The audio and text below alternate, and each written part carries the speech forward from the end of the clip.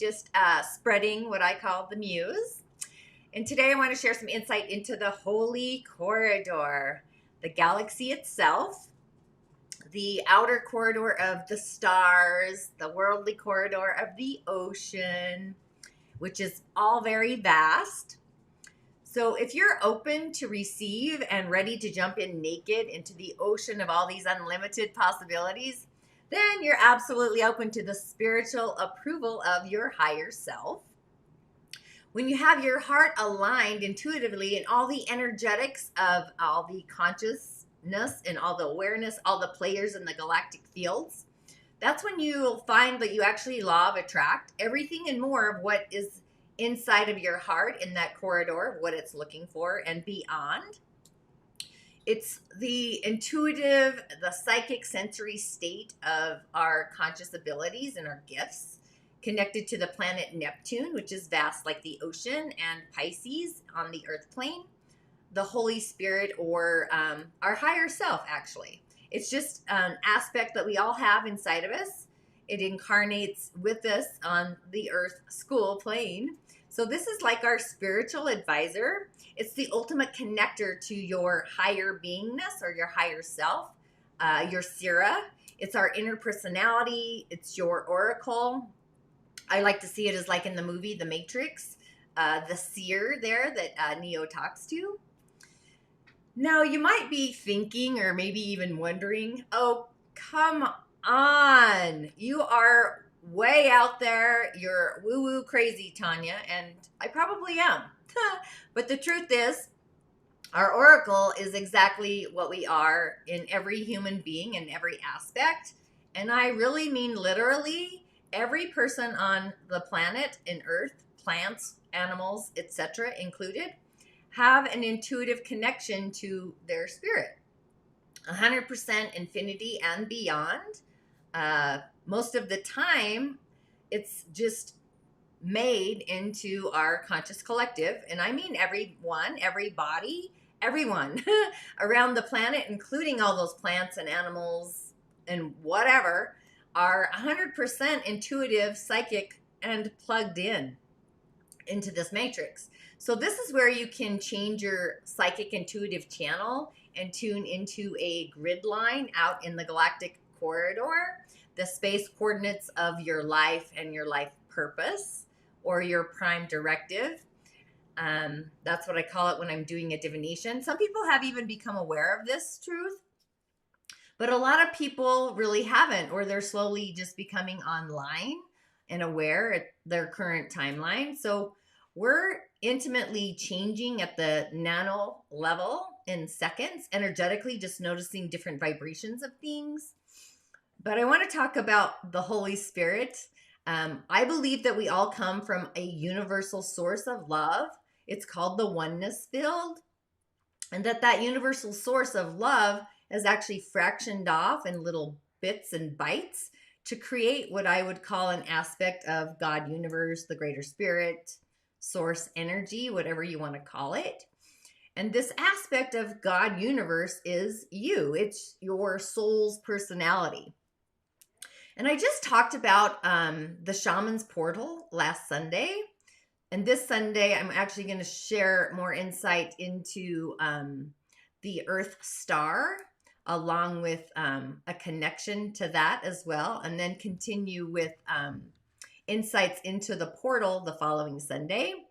So your Holy Spirit is actually the host of your current experience, your reality on Earth. So your Holy Spirit is the one making this entire earthly event happen, right?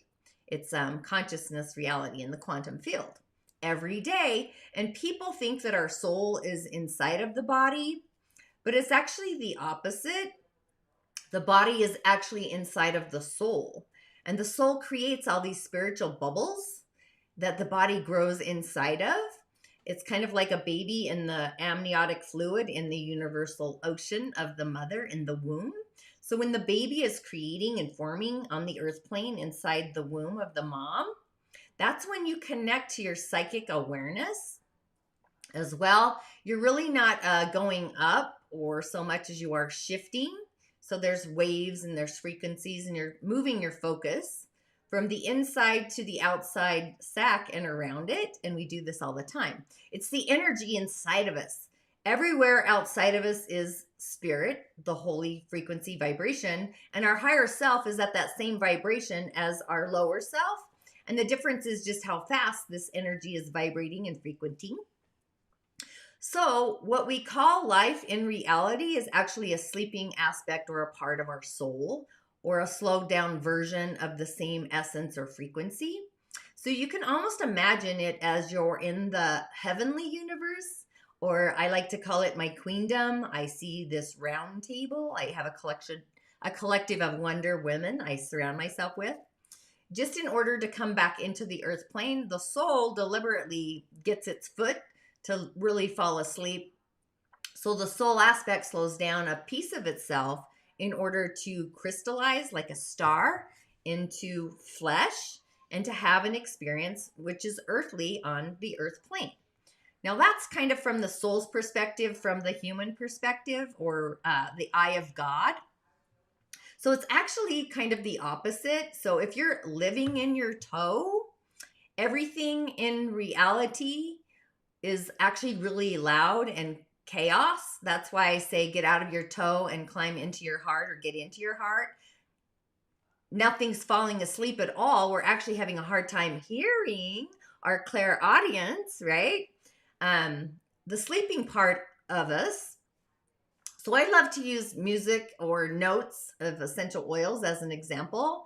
So whether it's music or essential oils, we have the low notes in music. So the sound you get from like the drums or a bass, or even the left side of a keyboard when you're playing the piano, or the low notes are really reality. So we live pretty much in the lower notes right now, the lower frequencies. And the high notes are our high spiritual vibration, our frequency, which come out as the sounds of flutes and harps and violins. So it's light and airy, or even the right side keys of a piano. So our sense of perception is the very highest note that our soul sings, or it's our higher ups in a way. So, which I haven't really kind of mused about yet, which has like the lowest rate or the lowest note of what I call reality. So spirituality is literally wired from here to reality. And can you believe that living in reality, we hear all the bass notes, the drumming, the shamanic drumming, for example. In fact, I find that the problem is that the bass notes drown out all the higher notes and frequencies. And psychic energy, intuitive energy is actually the same way. The lower notes of reality and all of our sensory notes in the body and all the things that we think about, all these lower notes drown out all the information of our higher psychic intuitive self. That's why human beings really haven't discovered that we all are in fact intuitive and psychic and connected to the galactic universe. So what you could say is that all this psychic information is like this broadcast system across the entire galactic corridor, kind of like your own super subwoofer, a huge galactic sound system full of speakers. I would call it our inner seer or oracle or diviner, is basically just a highly attuned eardrum, an eardrum that's designed to listen to your soul's vibration and, more importantly, your soul's story. This oracle, this seer that we all have, is always tuning in and always listening, whether you're actually paying attention to this aspect of yourself or not. And the biggest challenge people have about their own inner intuitive voice is that they don't know where to look for their inner story, their inner oracle, or to listen into that inner oracle. And if they do hear something come up, they really just don't believe it's true because the voice is telling them something is true. So that's where sourcing comes in. Now, the cool thing is about spirit, it's all connected to the heavenly universe, the God field, our ancestors, and so much more out in this dimension. So if you can listen to your soul, you can listen in on any soul, anywhere and at any time. You can speak to an ancestor. I call that a transition person, or your transition day, also known as somebody who's deceased or dead. an animal you can tune in, an ascended master, angels, basically anybody or anything in the company of heaven, the universe, anytime. So you also have access to psychically connect to all of the animals, natures, all of the plants, all of the trees. Even rocks can communicate to you on this channel and this frequency. And the spirit world is like a wired psychic internet. And as soon as you truly connect in your heart space, you will be truly received by the rest of the universe. And obviously, this is what professional tarot readers do, and psychics and oracles and whatnot. They listen in on other spiritual stories using their own inner oracle as the modem to connect. But I honestly believe one day, very, very soon, every human being will be aware of their own inner oracle or seer. This is just part of the enlightenment channel.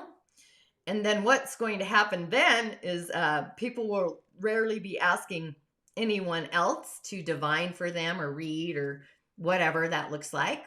And why would you, in all honesty? Why would you use somebody else's psychic antenna, their internet, their frequency? Because we're all internetted. When you have your own, in fact, every body, every human really has a psychic antenna. A channel, multiple channels really, where you can tune in and twist the dial for a very amazing reason.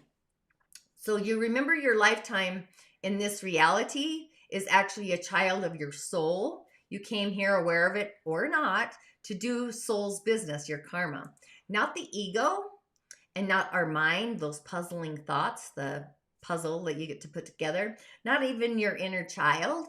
You're here to follow out the mission of your soul, what you sense. And the real reason we have intuition built into our spiritual matrix is so you can kind of check in with your higher self, your soul garden, aspects of your soul, to ensure that what you're manifesting or creating, or maybe something you're about to do, is in line with your destiny. So destiny, in my opinion, is what the soul intends to experience on planet Earth. It's fate, what happens for us, not to us, and destiny is what you do with it. So there's only two places that know your destiny, the seed of who you are, inside of you. Number one is obviously it's your heart center, your heart centric. And I've learned not to do anything that goes against my heart.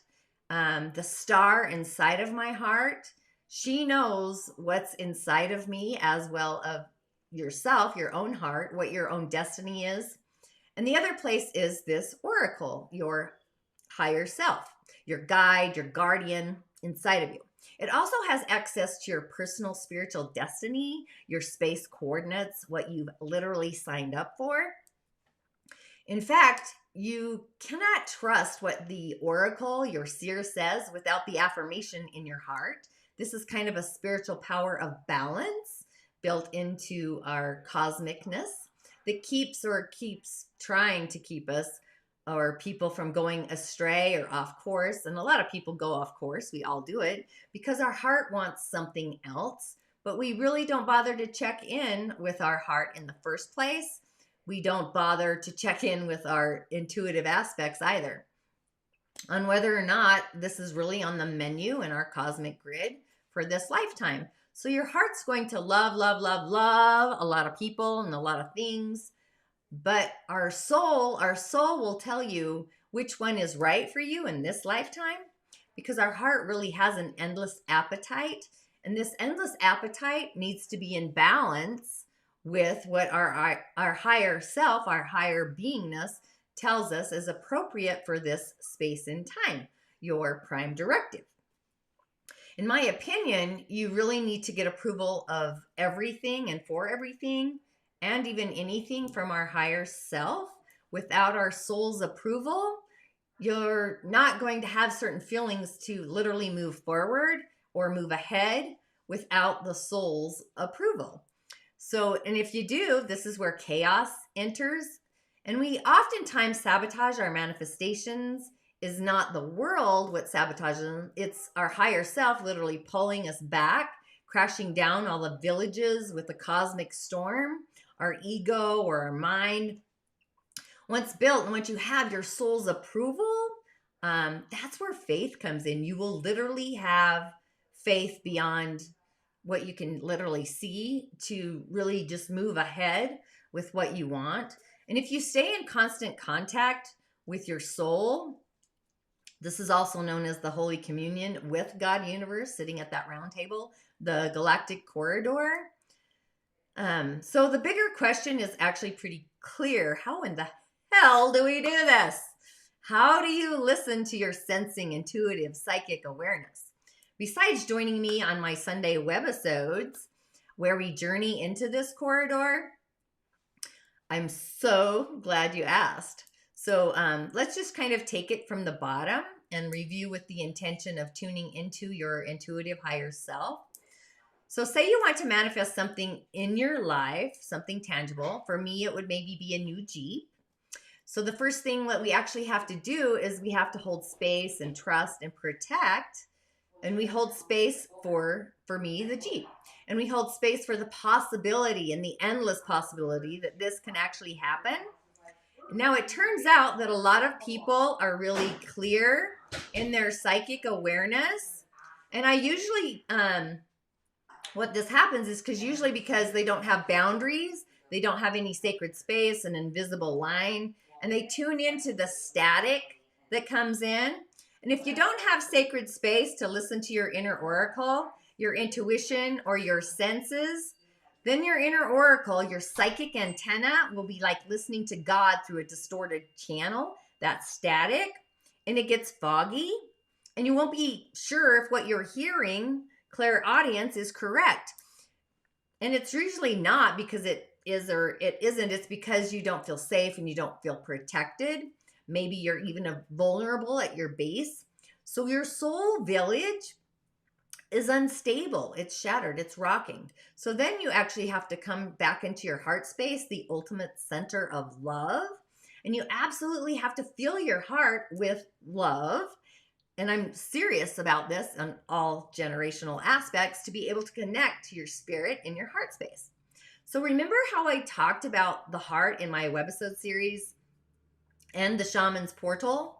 It's all interconnected in a hierarchy in a way. So remember that your heart is one of the areas that actually knows your destiny, your inner heart, the 13th energetic center. It's actually your inner starlight.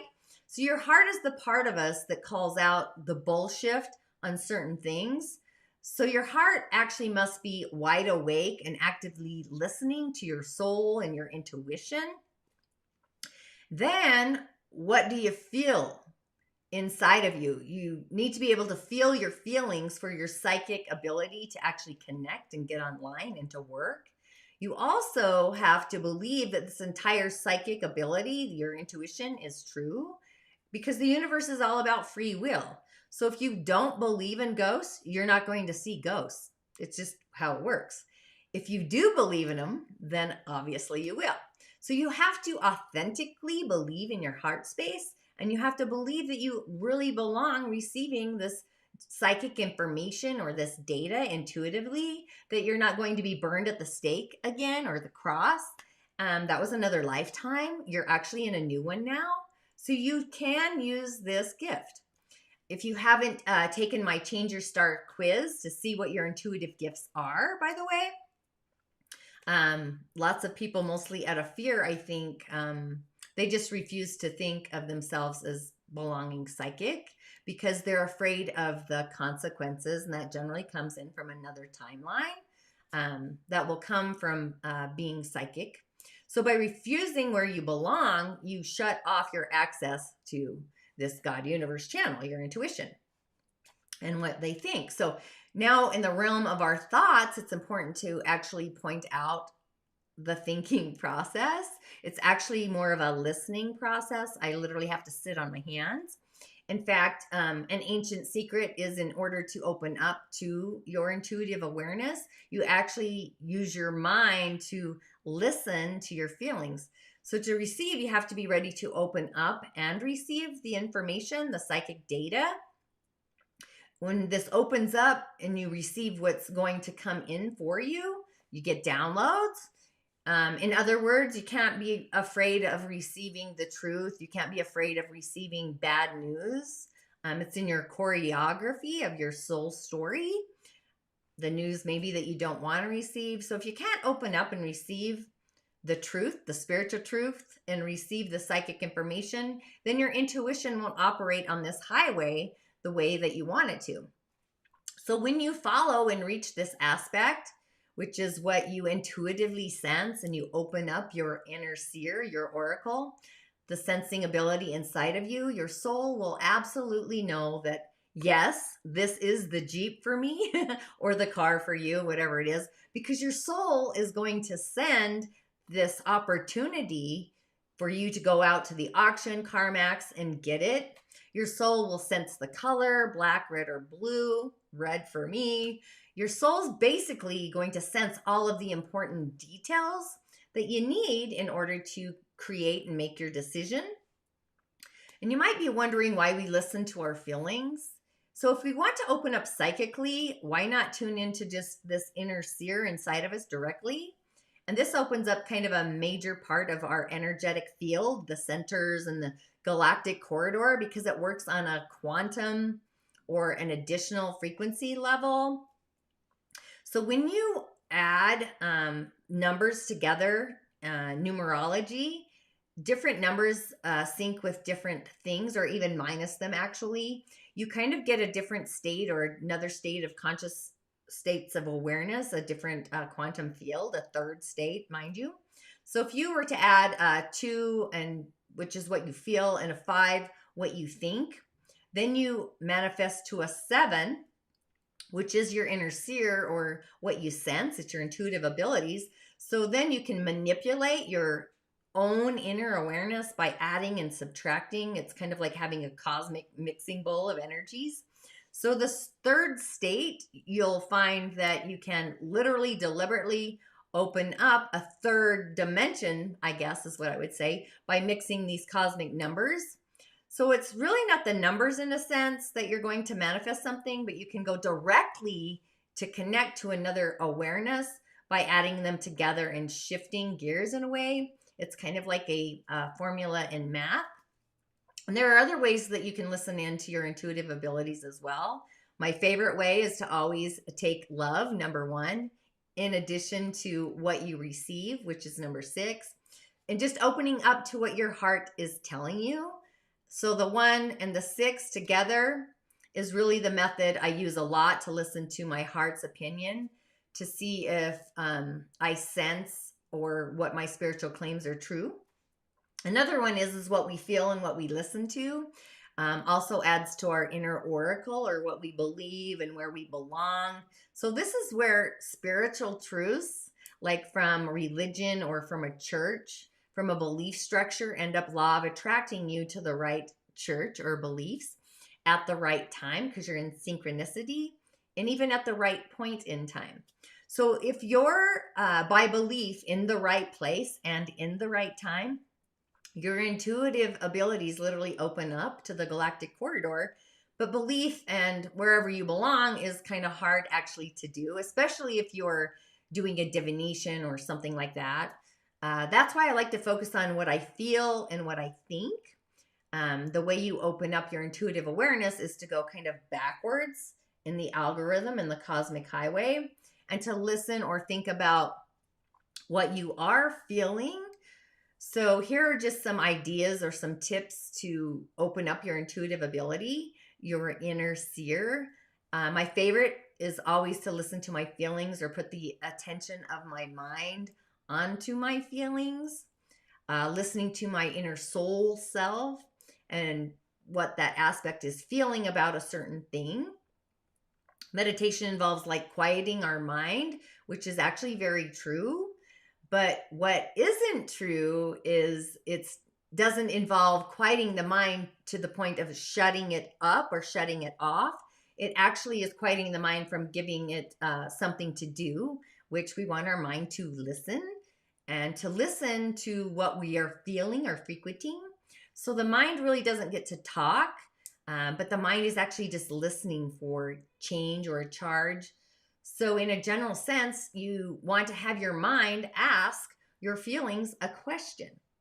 So, like, is this Jeep really for me? So, you literally have to have this conversation with your feelings. So, there's not going to be an answer that just pops in your mind. First, it's actually going to be a feeling. It's really the feelings, they're a frequency. That's basically how a feeling kind of comes up in our corridor. We just aren't in touch with our feelings.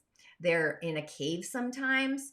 So, just tuning in and affirming all of our feelings, keep affirming those feelings consciously and validating them as well. You kind of have to just drill down and don't push them away. Instead, like, dive deeper into the emotion, the feeling, and just kind of allow the emotion to take over, even if it's a bad feeling, because it's kind of your alert system in a way. And once you submerge yourself into the awareness of what you're feeling, you open up to receive your intuitive insight, that guidance, your guardian, your inner seer. It's like your cheerleader there.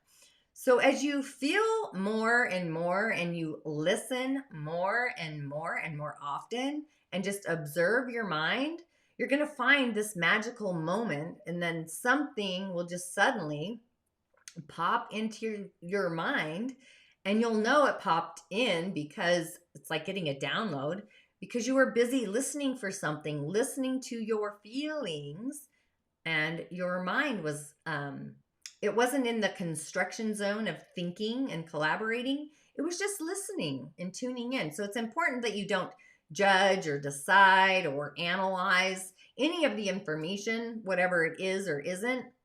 It's like sitting in a yoga pose. You just continue to observe what's coming up and filtering through and what's popping in your mind, with no reaction, no judgment, no inner dialogue. You just stay in the stillness, in the zone, and you just listen.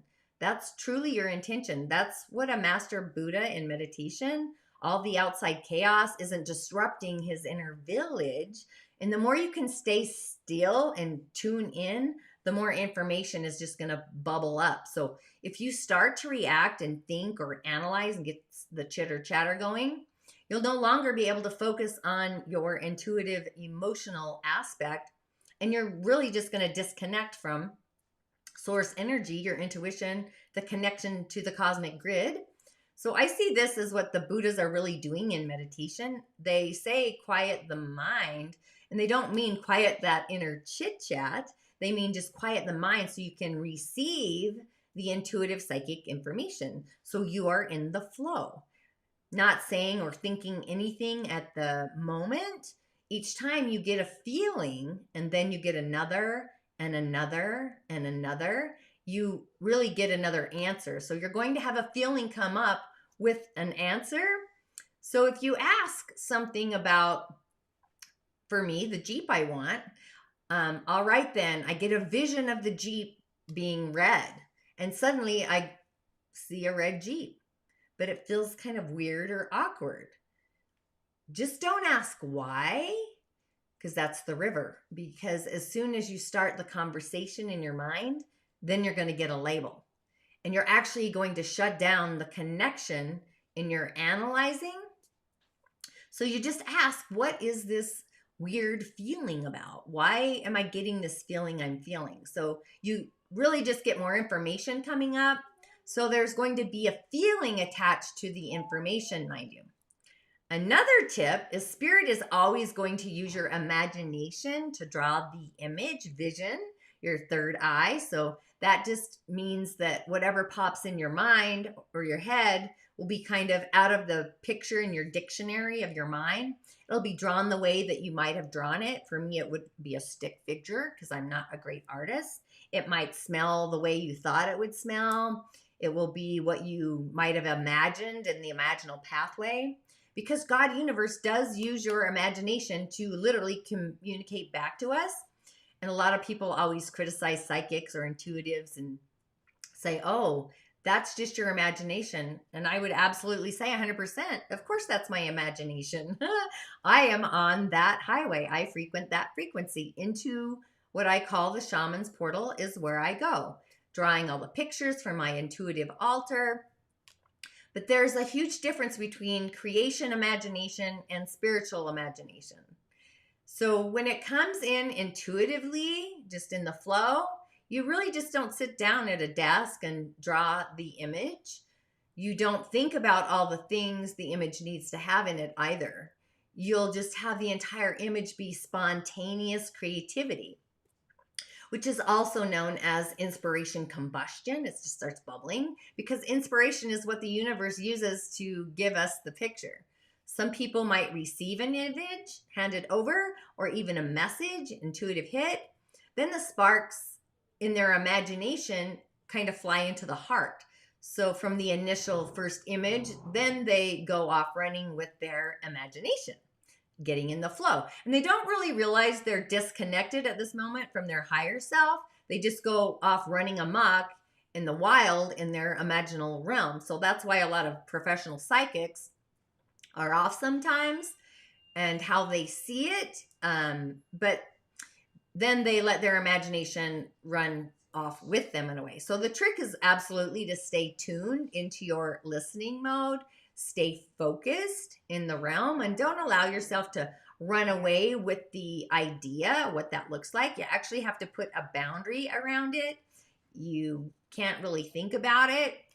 So you will not run with the creativity until after the intuitive moment in space and time. You have to give it space and time, or that connection.